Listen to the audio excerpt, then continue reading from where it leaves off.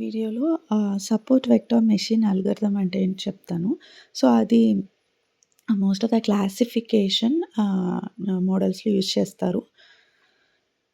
Sometimes రిగ్రెషన్‌లో గూడా use చేస్తారు. సో, ఇదేంటంటే ఇది దేనికి యూజ్ అవుతుందంటే బెస్ట్ బౌండరీ క్రియేట్ చేయడానికి ఒక క్లాసెస్ ఉంటాయి కదా! వాటిల్ని సెపరేట్ చేసి ఏదైతే మనకి బెస్ట్ ఆహ్, హ్మ్. అంటే బెస్ట్‌గా ప్రిడిక్ట్ చేస్తదో కాలిక్యులేట్ చేయడానికి. సపోజ్ ఈ ఫీచర్స్ అంటే ఏంటంటే ఇప్పుడు ఎక్స్ యాక్సిస్‌కి, వై యాక్సిస్‌కి డిస్టెన్స్ పాయింట్ దగ్గర నుంచి ఎక్స్ యాక్సిస్‌కి ఎంత డిస్టెన్స్. సో, దీన్నే ఫీచర్స్ అంటారు. ఇప్పుడు ఆహ్, బనానాస్, యాపిల్స్ క్లాసిఫికేషన్ చేయాలి. బనానాస్ ఒక దగ్గర, యాపిల్ ఒక దగ్గర. సో, దానికి వెయిట్, కలర్ దాన్ని బట్టి అది ప్రిడిక్ట్ చేస్తది. సో, ఆ వెయిట్, కలర్ అనేది ఫీచర్స్.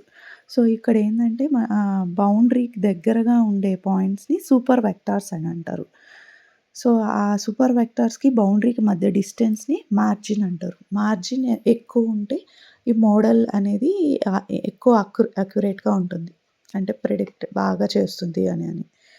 సో, ఇది మనకి 2డీలో అయితే ఇది కాంప్లెక్స్ ఉండదు. కాంప్లెక్స్ డేటాస్‌లో అది ఏందంటే హైయర్ డైమెన్షన్స్‌లోకి తీసుకొనెళ్ళి సెపరేట్ చేస్తది ఈజీగా.